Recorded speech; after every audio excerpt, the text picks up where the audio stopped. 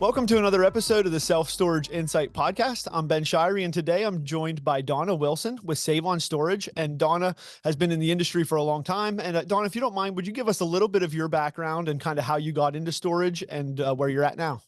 Sure. It's kind of interesting because I fell into this industry by unintentional chance, so to speak. It was 2009. I had just left a construction company I was managing and didn't want to commute anymore. I live in the Bay Area.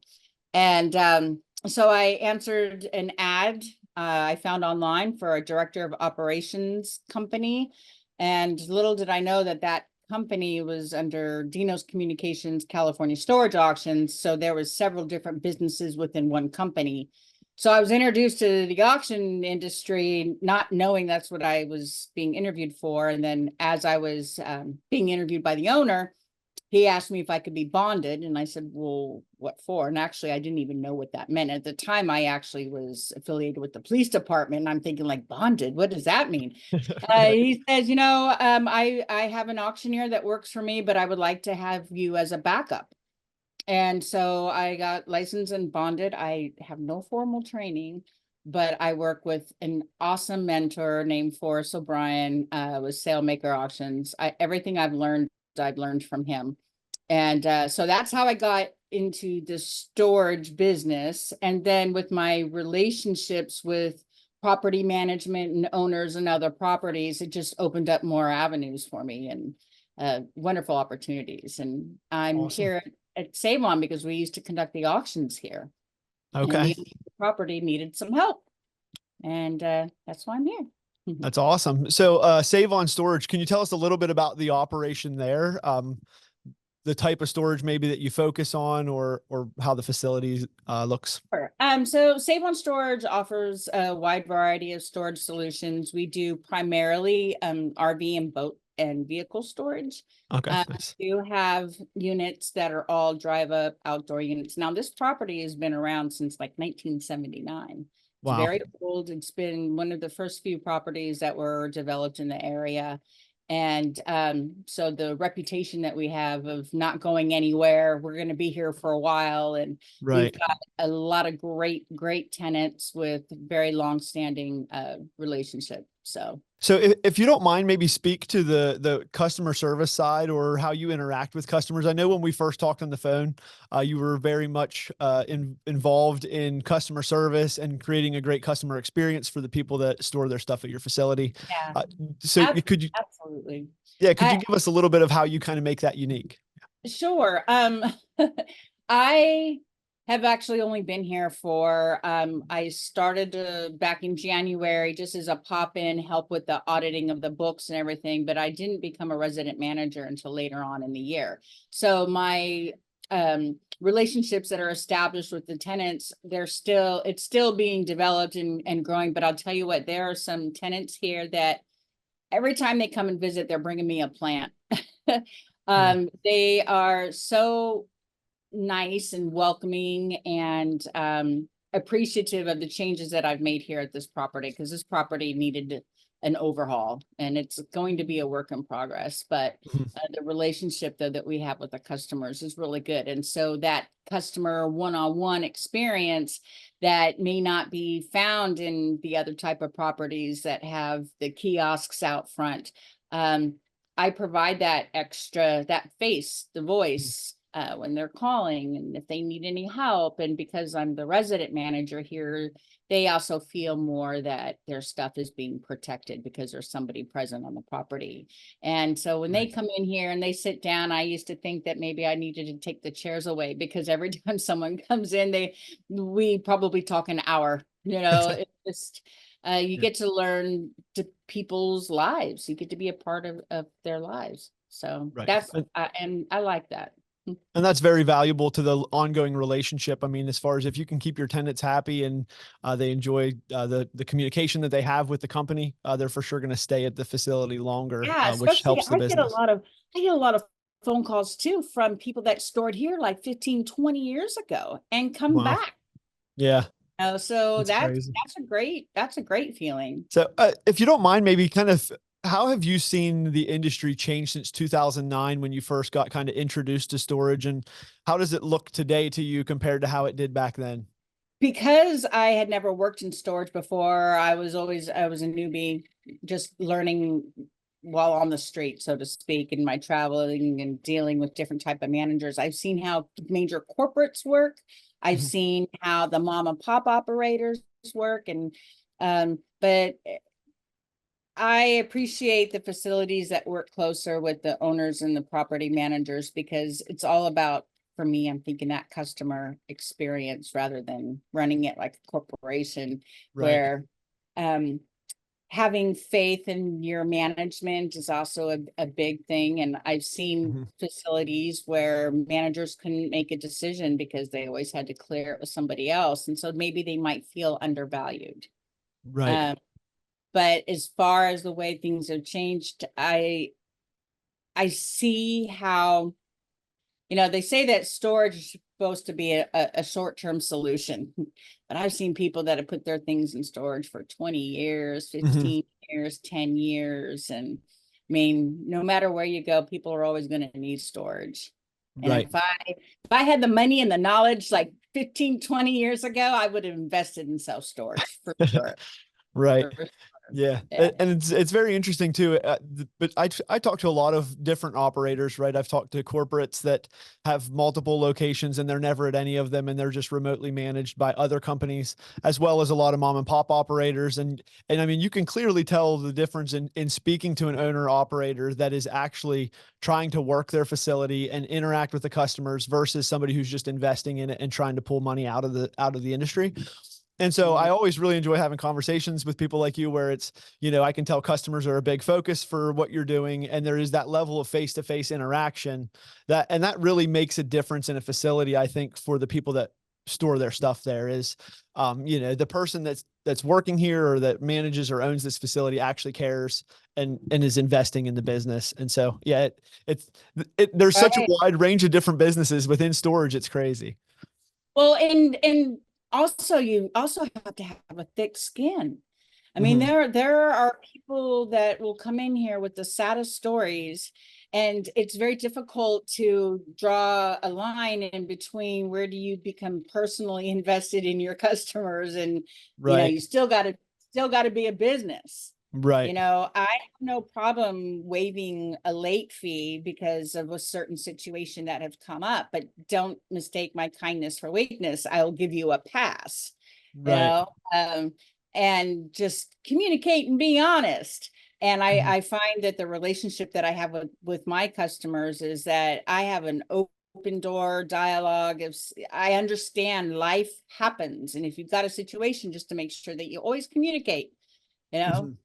Right. and we don't. I see it from so many different angles because being an auctioneer as well, I don't want to sell anybody's stuff. Mhm.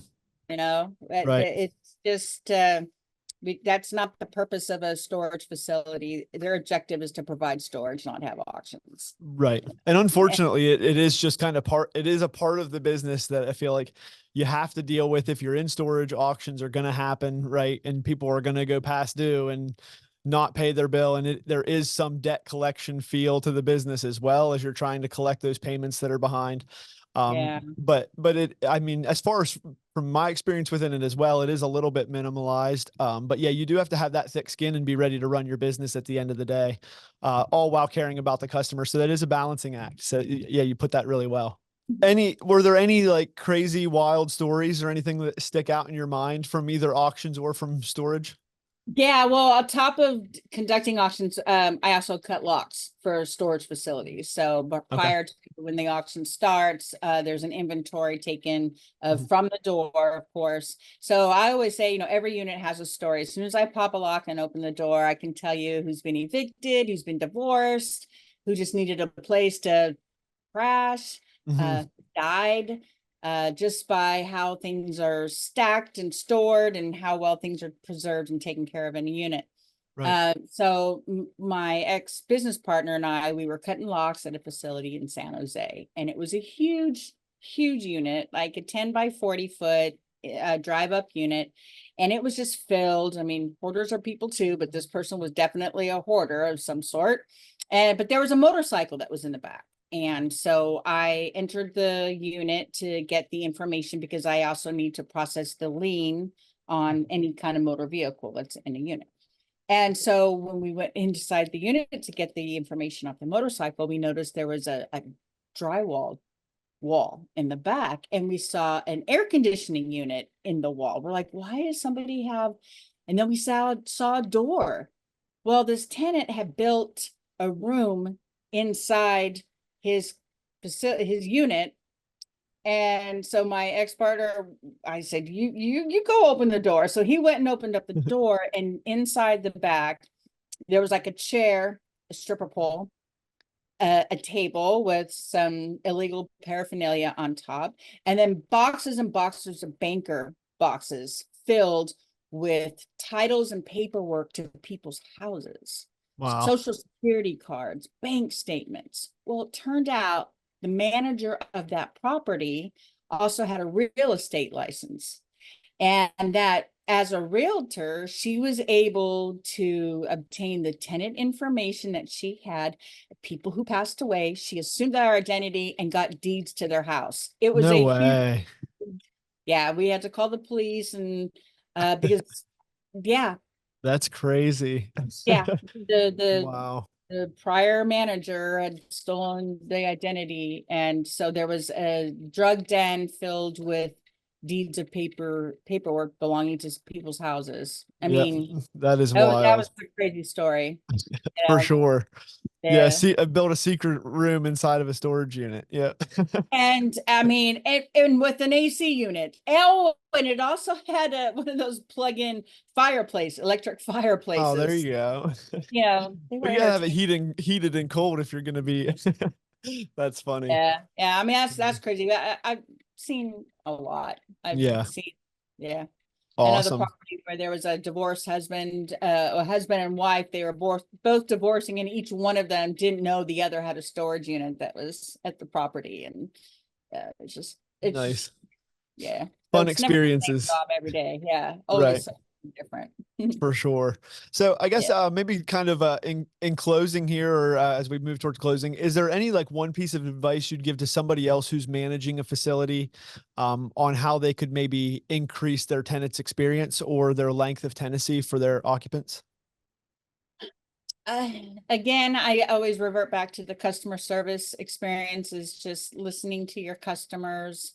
Um, and also try to always learn as you go along in this business. It's not for everybody. It can be a revolving door. And I think when you listen to your customers and find out what their needs are, it's your responsibility to report to the owner what things that you see can happen, and to treat the company as if it was your company, Mhm. and it will take care of you. Awesome. It's the relationships are really important. And again, education and communication, educate, learn to grow. And as a manager that maybe wants to be involved in this industry, if you have a review with your supervisor, ask to attend some of the seminars. Get into the Mhm. self-storage so you can learn and be adverse in what the codes are and what the rules are. As they say, charity often starts at home. And you want to, if you want to be able, or I shouldn't say you, but as a person who wants to succeed in the business or in the industry, you really need to show that you have the interest. Nothing is going to be handed to you. You need to Mhm. work for it. You need to earn it. If you've got some great ideas, don't be afraid to share them with an owner, because an owner who may not be present on the property at all time, you are their eyes and ears. Mhm. For So sure. that communication is really important too. So, Absolutely.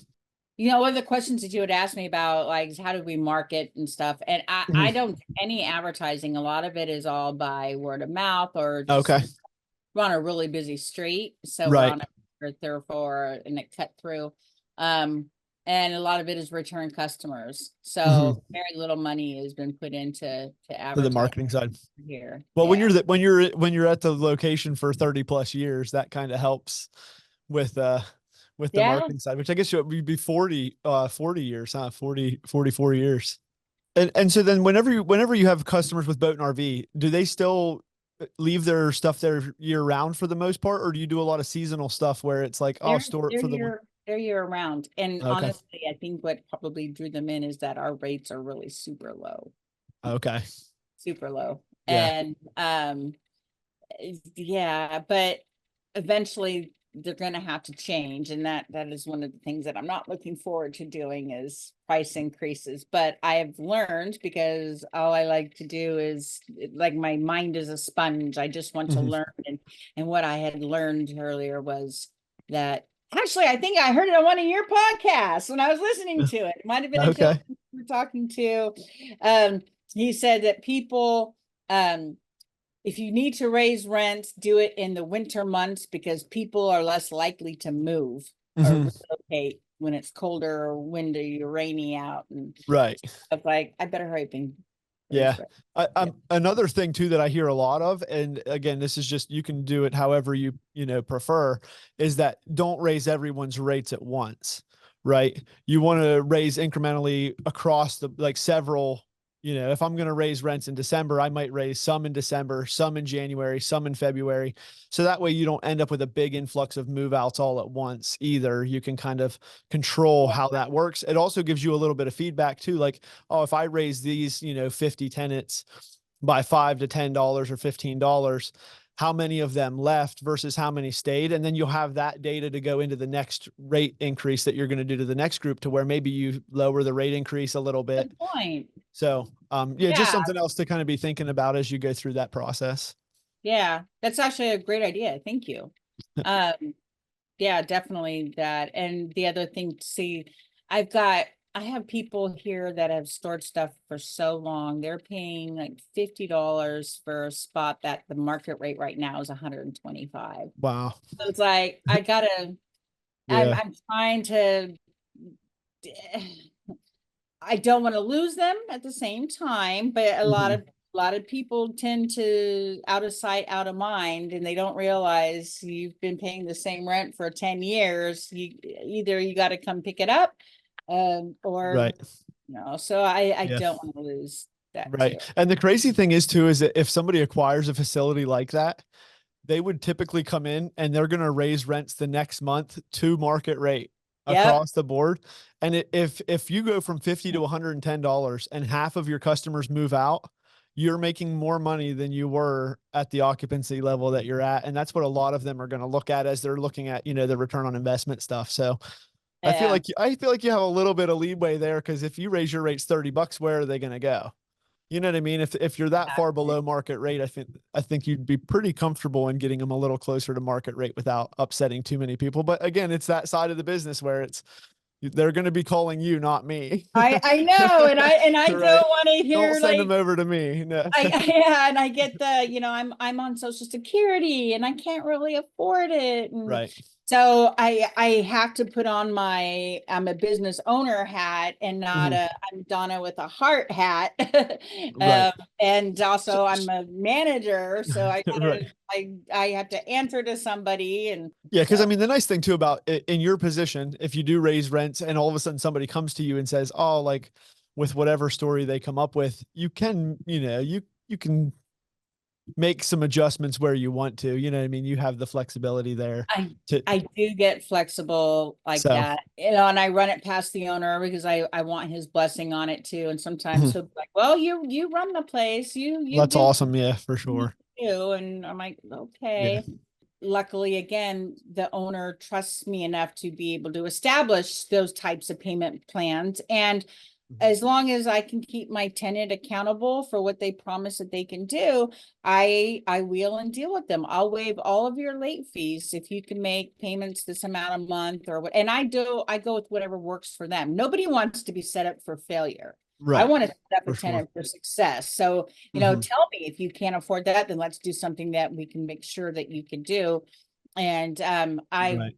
a lot of people were able to save their properties because they did a great job on making their commitments. And Hmm. so So That's awesome. And that's awesome that the owner has that much confidence in you as well to kind of give you that freedom to make those calls, which is yeah, and not I always the case. yeah. That's Yeah. awesome. But awesome, Donna. Well, hey, I really appreciated having you on the podcast with me today, and So much. enjoyed the conversation. I don't want to take up your whole afternoon here, and so, but Well, yep. it is when you're son. Well, thank you so much for your time. I look forward to talking to you again then in the future, and yeah, we'll be in touch. So, thank you for tuning in to another episode of the Self Storage Insight Podcast. We hope you enjoyed this episode. Just a quick reminder: this episode was brought to you by CC Storage. CC Storage is a no-cost property management software that allows you to pass the fees for credit card processing on to your tenants, freeing up some CapEx space for your business and helping you more efficiently run your storage facility. If you'd like to learn more about CC Storage, click the link in the description below, and we hope to see you again for our next episode.